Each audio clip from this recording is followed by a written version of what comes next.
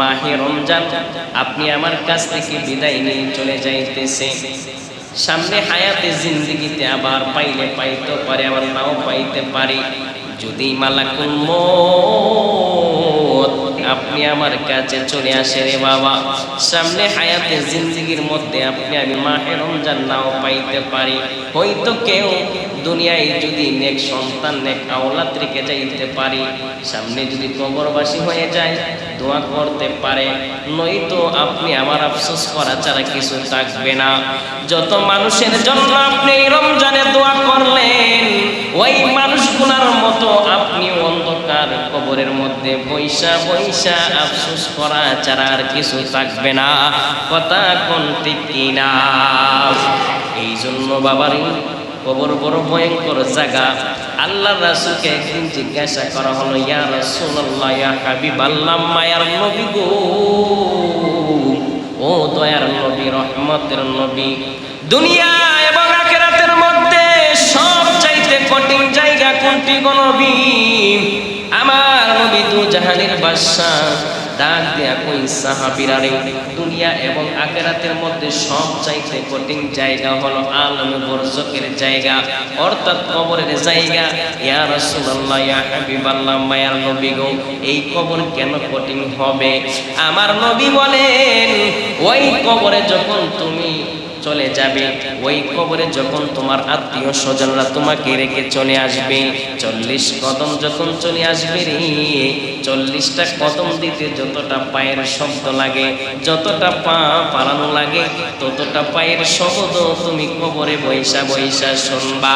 ওই যে 40 কদম দিয়ে চলে আসবে, 4 জনে 4 কাঁধ করে নামায়া দিয়ে আসবে, একদিন 2 দিন 3 দিন রে, 4 দিনের মাথায় তোমাকে কেহ মনে রাখবে না। তোমার হিসাব তুমি দিতে হবে।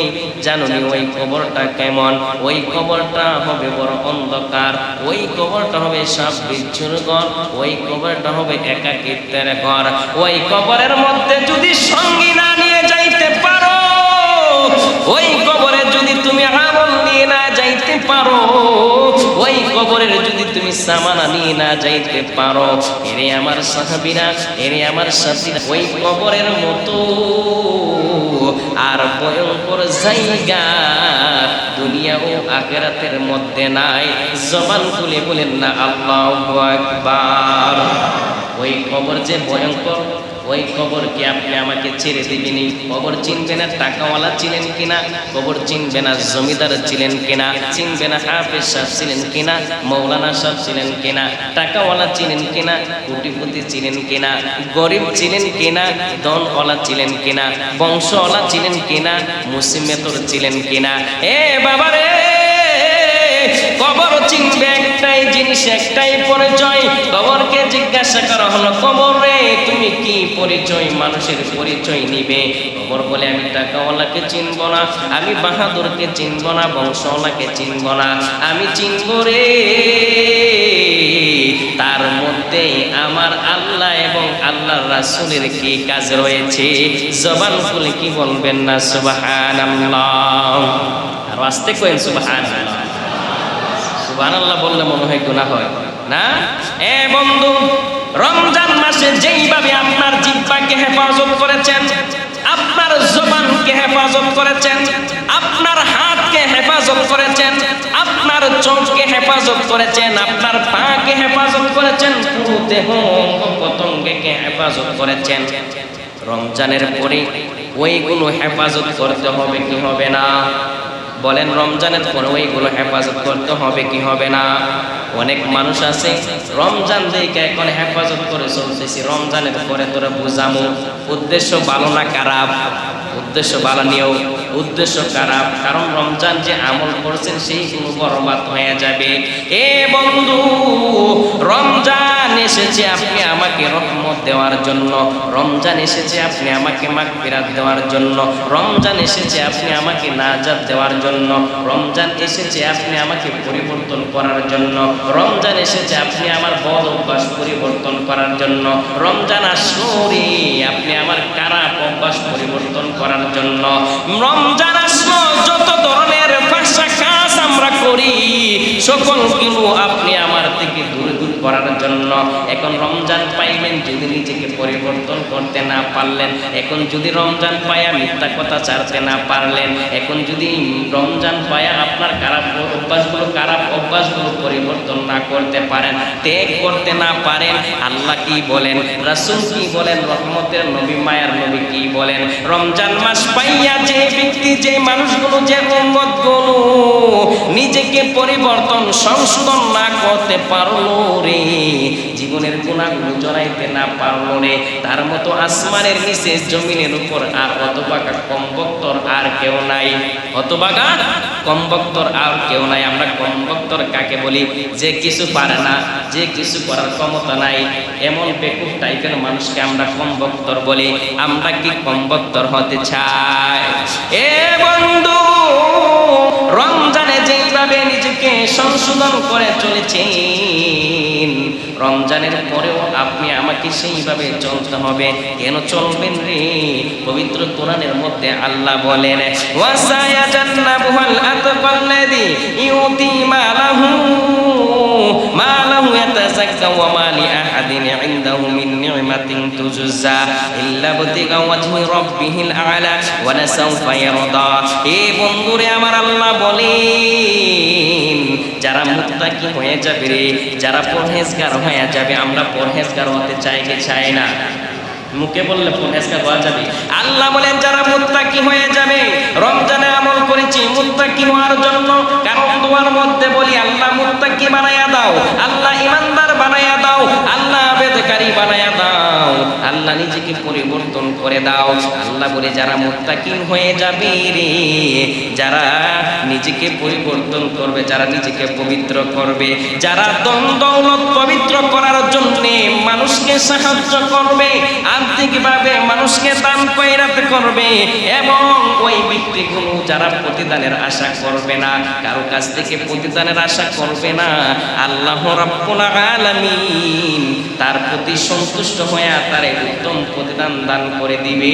জবান খুলে বলেন না সুবহানাল্লাহ। এই কথাটা কেন বলেছেন? অনেকে আমরা যাকাত দেই, যাকাত দিয়ে আবার কুড়াও মারি, আছে কি না? এই তোরে তো হেল্প করছিলাম, যাকাতের টাকা হেল্প না, এটা গরিবদের হক, গরিবকে আপনি বুঝাই দিতেছেন। এই জন্য যাকাত দিতে হয় গোপনে, প্রকাশ্য নয়। অনেকে বলে তোকে তো টাকা দিয়ে দান করছিলাম, আর মিয়া তার টাকা তারে দিছেন, টাকাটা আপনার কাছ থেকে গেছে কিন্তু তার টাকা তাকে দিছেন, ওটা দেওয়া যাবে না। যেই ব্যক্তিগুলো মানুষকে উপকার করে, আল্লাহর রাসূল বলে ওই উপকারের বিনিময়ে তার পিছনে কোটা দেয়, সামনে কোটা দেয়, তার দান দুনিয়াতেই পড়ে থাকবে, আসমানের নিচে ঝুলন্ত থাকবে। তার দান কোনোদিন আল্লাহর সন্তুষ্টি অর্জনে কবুল হবে না। আমরা চাই কি আমাদের দানগুলো আসমানের নিচে ঝুলন্ত থাকুক। হুজুর আলেম ওলামারা ওয়াজ করে যে আল্লাহ রাব্বুল আলামিন এই ঈদের দিনের মধ্যে যারা রোজাদার তাদেরকে পরিষ্কার দান করবে। শুধু কি ঈদের দিন পরিষ্কার দান করবেনি, এখন রমজানে সুন্দরভাবে চলাচল করেছেন, রোজা রেখেছেন, সারাদিন পরিশ্রম করেছেন, খানাপিনা ত্যাগ করেছেন, কিন্তু রমজানের পরে যদি আবার হারাম পথে চলেন, আপনার রমজানের গুরুত্ব কমলো না বাড়লো? কমলো। রমজান মাস পায়া যেভাবে নিজেকে পরিবর্তন করেছেন সেইভাবে যদি পরিবর্তন করতে পারেন, যখন আপনি আমি ওই ঈদের দিন আপনি আমি নামাজ যাবো কি যাব না? বলেন, যাব না? যে নামাজ পড়ছে সেও যাবে, যে রোজা রাখছে সেও যাবে, যে রোজা না রাখছে সেও যাবে, যে নামাজ পড়ছে সেও যাবে, যে নামাজ পড়ে নাই সেও যাবে, যে রোজা রাখছে সেও যাবে, যে রোজা রাখে নাই সেও যাবে, যে যাকাত দিয়েছে সেও যাবে, যে যাকাত দিয়েছে না সেও যাবে। কিন্তু রে বাবা, প্রত্যেকের যাওয়া তো আর এক সমান হইল না। হইল কি? কি বলেন? হইল? প্রত্যেকের যাওয়া এক সমান হইল না। আল্লাহ বলেন রে, আমার হাবিব বলেন, দেখেন রে, তিবরানি শরীফের মধ্যে বলতেছেন, তিবরানি শরীফের মধ্যে কি বলতেছেন? আজকে আলোচনার একটু ঈদুল ফিতরের ফজিলত আপনাদেরকে বলি রে। যে নামাজ পড়েছে তার যাওয়া আর আপনার যাওয়া, আপনি যে নামাজ পড়েছেন এক নয়। আল্লাহ বলেন ঈদুল ফিতরের দিন যখন আল্লাহর বান্দারা, আমার হাবিব বলতেছেন তিবরানি শরীফের মধ্যে, আল্লাহ বলেন ঈদের দিন যখন রোজাদাররা, নামাজিরা, যাকাত দানকারীরা ঈদের দিনে প্রবেশ করে, একদল ফেরেশতা ফেরেশতা ঈদগাহের গেটের মধ্যে দাঁড়ায়া থাকে, সুগন্ধি আতর নিয়ে আহলান সাহলান বলে ওই বান্দাগুলোকে গ্রহণ করে এবং ডাক দিয়া কয়, হে মুসলিম জাতি, হে মুমিনিরা, হে আল্লাহর নেককার বান্দারা, তোমরা এখানে প্রবেশ করেছো, আমরা বড় খুশি হয়েছি। তোমরা তোমাদের পুরস্কার গ্রহণ করো, তোমরা অতি তাড়াতাড়ি দুনিয়া থেকে চলো। কোথায় চলবো? আখিরাতে চলে যাও। আল্লাহ রাব্বুল আলামিন তোমাদের জন্য পুরস্কার রেখেছে। আল্লাহ রাব্বুল আলামিন যদি আপনি আমার জন্য পুরস্কার নিজ হাতে রেখে রাখে, আপনি আমার স্থানটা কি কোনোদিন জাহান্নামে হইতে পারে? তারপর হঠাৎ এক ফেরেশতা ইশারা দিয়া বলবে, হে আল্লাহর বান্দারা, তোমাদের মধ্যে আর জান্নাতের মধ্যে ততটুকু পার্থক্য রয়েছে, শুধু তোমাদের মৃত্যু হওয়াটা বাকি। আসমানে তোমাদের জন্য দিবস ঘোষণা করা হয়েছে, আসমানে তোমাদের জন্য সুন্দর আয়োজন করা হয়েছে। তোমাদের মৃত্যুর সাথে সাথে আল্লাহ রাব্বুল আলামিন তোমাদেরকে মহা পুরস্কার দান করে দিবে। জবান খুলে বলেন না সুবহানাল্লাহ। কতটুকু বাকি? মৃত্যুটা বাকি। যারা রোজাদার, যারা যাকাত দানকারী, যারা নামাজি, শুধু মৃত্যুটা হইলে সেই মহা পুরস্কার পাবে। পক্ষান্তরে যারা নামাজি না, যারা রোজাদার না, যারা দিনের বেলা পর্দার আড়ালো গাইছে, পর্দার বাহিরও গাইছে, এমন লোক আছে কি নাই? যারা বেরোজগার, এদেরকে যতই বুঝান রোজা রাখবে না। কত সমস্যা। গ্যাস্ট্রিকের সমস্যাটা প্রথম বলবে যে হুজুর গ্যাস্ট্রিক। পক্ষান্তরে যারা রোজাদার নয়, যারা নামাজি নয়, তাদেরকে একদল জাহান্নামী ফেরেশতারা লানত দিবে। একটা সাইডে দাঁড়ায়া দাঁড়ায়া লানত দিবে, হে বেরোজগার, হে বেনামাজি, তোমরা কেন ঈদগাহে প্রবেশ করেছ? তোমরা ঈদের নামাজ পড়া আর না পড়ার মধ্যে কোনো ফায়দা নাই, তোমাদের উপর আল্লাহ লানত করতেছে। এখন তো ঈদগাহে তো বলেছেন সবাই যায় না, বাবার জুমার নামাজ পড়তে চাই না, ওয়াক্তে নামাজ পড়তেছে না, কিন্তু একদিন ওই বসিরা ঈদ পালন করতে যায়।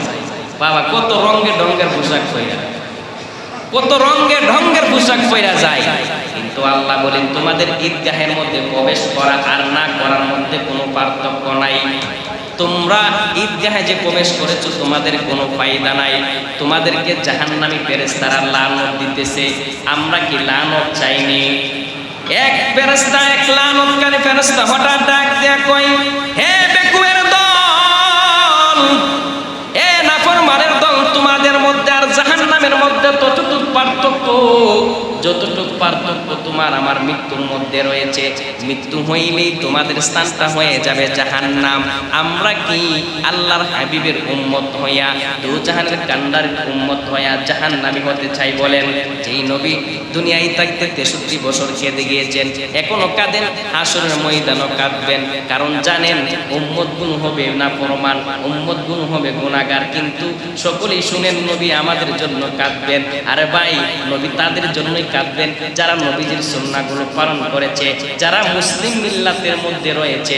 আমরা অনেক মানুষ আছি টুপি লাগাই, পাঞ্জাবি লাগাই, কিন্তু মুসলমানের মধ্যে নয়, মুসলমানের মধ্যে নাই। কারণ আল্লাহ বলেছেন, ইয়া আইয়ুহাল্লাযীনা আমানু ওয়া লা তামুতুন্না ইল্লা ওয়া আনতুম মুসলিমুন। যারা ঈমানদার হয়ে গেছো, যারা মুত্তাকি হয়ে গেছো, যারা ঈমানদার হয়ে গেছো। ঈমানদার কারে বলে?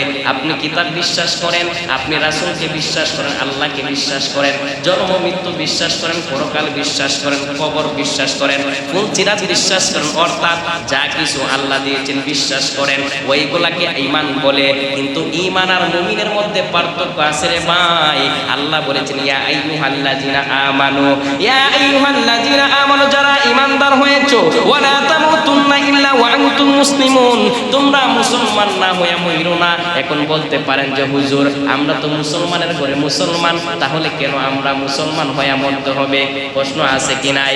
কিন্তু আল্লাহর হাবিব বলেছে, যারা বদকার হবে, যারা ফাসিক হবে, যারা রে মুমিন হবে না, যারা রে মুমিন হবে না, যারা সুদখোর হবে, যারা ঘুষখোর হবে, যারা হারামখোর হবে, যারা বদমেজাজি হবে, যাদের অভ্যাস ভালো ছিল না, যাদের আচরণ ভালো ছিল না, যাদের চরিত্র ভালো ছিল না, তারা যখন মৃত্যুর সময় তাদের কাছে চলে আসবে, যখন মালাকুল মউত তাদের কাছে মৃত্যু নিয়ে চলে আসবে, মৃত্যুর সময় যখন চলে আসবে রে, তার মা আসবে, তার বাবা আসবে, তার বড় বোন আসবে, বড় ভাই আসবে, আয়েশা বলবে আমি তোমার বাবা, আমি তোমার মা, আমি তোমার বড় ভাই, আমি তোমাকে কত মহব্বত করেছি, আমি তোমাকে কত স্নেহ করেছি, এ আমার ভাই, আমার সন্তান, আমার সন্তান, তুমি ইহুদি ধর্ম গ্রহণ করো, তুমি নাসারা ধর্ম গ্রহণ করো, তুমি ইহুদি ধর্ম নাসারা ধর্ম গ্রহণ করো। তখন যারা বেনামাজি, যারা সুদখোর, ঘুষখোর, যারা জিনাখোর, যারা হারামখোর, যারা আল্লাহর পথে চলে নাই, আল্লাহ রাসূলের পথে চলে নাই, সাথে সাথে মায়ের কথাই রাজি হয়ে যাবে, বাবার কথা রাজি হয়ে যাবে, বড় ভাইয়ের কথা রাজি হয়ে যাবে, বড় বোনের কথা রাজি হয়ে যাবে। আর যারা ঈমানদার, যারা মুত্তাকি, যারা তাকওয়াবান, যারা আল্লাহর মহব্বতকারী, আমার রাসূলের মহব্বতকারী, ওই লোকগুলো বলবে তুমি কে, তুমি কে আমার বাবা আমি চিনি না, তুমি কে আমার মা আমি চিনি না, তুমি কে আমার বড় ভাই চিনি না, তুমি কে আমার বড় বোন চিনি না, আমি এমন একজন চিনি রে, যেই নবী দুনিয়া তো আমাকে বলে নাই, আখিরাতেও বলবে না। ওই লোকটির নাম কি রে? ওই লোকটির নাম হইল দু জাহানের বাদশা, উম্মতের কান্ডারি, রহমাতাল লিল আলামিন, দয়াল নবী, নূরের নবী মুস্তাফা। কথা কোন ঠিক কিনা? ওই নবীকে আমরা চিনতে চাই কি চাই না? কিভাবে চিনবেন নামাজ না পড়া? ওই নবীকে চিনলে আপনি হবেন মুমিন, নয়তো হবেন কুমিন। ওই নবীকে দেখে যদি আপনার মৃত্যু হয়, ওই নবীকে দেখে যদি আপনার শেষ নিঃশ্বাস ত্যাগ হয়, আপনার স্থানটা কি জাহান্নামে না জান্নাতে হবে রে বাবা? কথা বলেন। একবার চুপ পাইয়া গেছেন, রোজা ধরে লাইছে, শেষ রোজা তো শেষের দিকে তো রোজা ধরে লাইছে, একটু লারা ওরা দেন না মিয়া, আমি চিল্লাই আমার ওরান লাগে না। দয়াল নবীকে দেখে যদি আপনার শেষ নিঃশ্বাস ত্যাগ হয়, আপনার স্থান কোথায় হবে? জান্নাতে আপনি আমার স্থান হবে রে বাবা। আমরা অনেকে বলি ইয়া নবী সালাম আলাইকা, ইয়া রাসূল সালাম আলাইকা, কিন্তু নবীকে ইয়া নবী সালাম আলাইকা দিলেন, হারাম ছাড়তে পারলেন না। নবীকে ইয়া নবী সালাম আলাইকা বললেন, নামাজ ধরতে পারলেন না। নবীকে ইয়া নবী সালাম আলাইকা বলে নিজেকে পরিবর্তন করতে পারলেন না। নবীকে ইয়া নবী সালাম আলাইকা বললেন, নবীর আদর্শ গ্রহণ করতে পারলেন না। আপনার ইয়া নবী সালাম আলাইকা বলার মধ্যে কোনো ফায়দা নাই, কোনো ফায়দা নাই। আরে হাসরের দিন, যেদিন আল্লাহ কায়েম করবে রে, আল্লাহ কি কানা থাকবে নি? তাহলে কেন দেখাইতে হবে টেম্বা টেম্বি?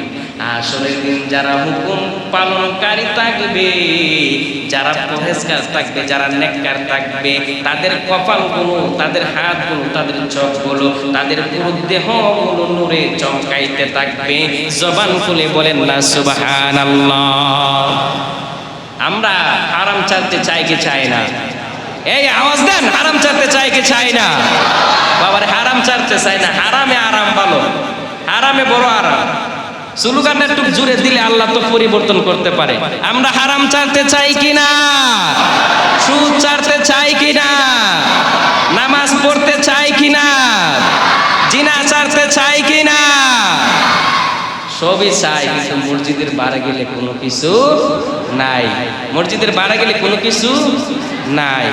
এই মসজিদের ভিতরে যে স্লোগান দিবেন, মসজিদের বাইরে গিয়ে সেই স্লোগান দিয়ে দেওয়ার চেষ্টা করবেন, তাহলে পরিবর্তন হইতে পারেন। দেখেন, আপনি আপনার পরিবর্তনের একমাত্র মাধ্যম। শত শত হুজুর আলেম ওলামা থাকুক না কেন, পীর সাহেব থাকুক না কেন, বর্তমান পীর সাহেব হুজুররা যত এই ফল ফুল লয়ে যেতে পারেন, গুরু মহিষ লয়ে যেতে পারেন, বড় খুশি। হক্কানি আলেম কিন্তু নাই বর্তমানে, হক্কানি বিশ্বাস কিন্তু বর্তমানে খুব কম। এটা কিরে ফুল বৈশাখ একটা আনচর, যা এক সরি কলা যাও গে খাওয়াই না, আছে কি নাই? সবাই দুনিয়া চাই, আখিরাত চাই না। একমাত্র আপনি আমার পরিবর্তনের একমাত্র দিক আপনি আমি। বলতে পারেন যে হুজুর কিভাবে? আপনাকে আমি বোঝাতে পারবো, কিন্তু আপনি যদি চেষ্টা না করেন, আপনি কোনোদিন পরিবর্তন হবেন না। কোনো দিন না। বাইরে আপনি সুদ খান, আমার কোনো সমস্যা আছে? ঘুষ খান, আমার কোনো সমস্যা আছে? আপনি বদমেজাজি থাকেন, আমার কোনো সমস্যা আছে? আপনাকে দেখে তো আমার ছেলে বিবাহ করাবো না, আপনাকে দেখে তো আমার মেয়ে বিবাহ করাবো না, আমার নামেই চলবে। তো কের নামে কোনো কিছু চলে না, বাড়ির নামেও চলে না, নিজের নামেই চলে। বাড়ির নামে চলে নিও। নিয়াজের বাড়ি আছে, জমির বাড়ি আছে, বিহারি বাড়ি আছে, দিনুর বাড়ি আছে, কত বাড়ি আছে। একটা বাড়ির নামে একটা মেয়ে বিবাহ দিতে পারবেন যদি বাবার চরিত্র খারাপ থাকে, মায়ের চরিত্র খারাপ থাকে? যত বিখ্যাত বাড়ি থাকুক না কেন, বাবার নামে ছাড়া কোনো বাড়ির নামও বিক্রি হয় না। অনেক সময় দেখা যায় যে বংশ ভালো না, কিন্তু মা বাবা ভালো থাকার কারণে বালা ফ্যামিলির মধ্যে বিবাহ সাথে দিতে পারে। আছে কি নাই? যে মাটা খুব ভালো, বাবাটা খুব ভালো। এই জন্য আপনি নামাজ না পড়লো আমার কোনো ক্ষতি নাই, আপনি পড়লো আমার কোনো ক্ষতি নাই, বরং লাভ আছে। আপনি যদি নামাজ পড়তে পড়তে পরিবর্তন হয়ে যান, আমি বারবার এই কথাটা বলি, আমি যদি পরিবর্তন নাও থাকি, আপনার বিনিময়ে আল্লাহ আমাকে পরিবর্তন করে দিতে পারে। ঠিক কিনা বলেন? হাশরের ময়দানে অনেক পীর সাহেব আছে, মুরিদানের কারণে জান্নাতে যাবে, অনেক ইমাম সাহেব মুসল্লির কারণে জান্নাতে যাবে। কারণ নেক নেককারকে চিনবে, বদ বদকারকে চিনবে, সবার সাথে সাক্ষাৎ হবে। এবং মায়া করে যারা এক গ্লাস পানিও পান করাইছে তাদের সাথে সাক্ষাৎ হবে। আমি দোয়ার মধ্যে বলি না, এমন দোয়ার মধ্যে আমি গুনাহগার, দোয়া কবুল হইতে পারে নাও হইতে পারে, আল্লাহ একমাত্র জানে। কিন্তু আমি বলি যারা আল্লাহ মায়া করে এক গ্লাস পানিও পান করাইছে তাদেরকেও মাফ করে দেন। বলি কি বলি না? বলি। তো পরিবর্তনটা নিজের জন্য ভাই হতে হবে। আপনি পরিবর্তন হলে আপনার কবর ভালো হবে। প্রথমত স্টেশন, কবর প্রথম স্টেশন। আপনি পরিবর্তন হইলে, ভালো মানুষ হইলে কবর ভালো হবে। আপনি পরিবর্তন হলে হাঁসও ভালো হইবে। আপনি পরিবর্তন হলে ফুল চিরাত ভালো হইবে। আপনি পরিবর্তন হলে মিজানের পাল্লা ভালো ফল আসবে। আপনি পরিবর্তন হইলে হাউজে কাউসারের পানি আমার নবী রহমাতাল লিল আলামিন নিজ হাতে আপনি আমাকে পান করাইবে। বলেন না সুবহানাল্লাহ। আমরা পরিবর্তন হতে চাই কি চাই না? আল্লাহ যেন রমজানের উসিলায় আপনি আমাকে পরিবর্তন করে দেন। সবাই বলেন আমিন।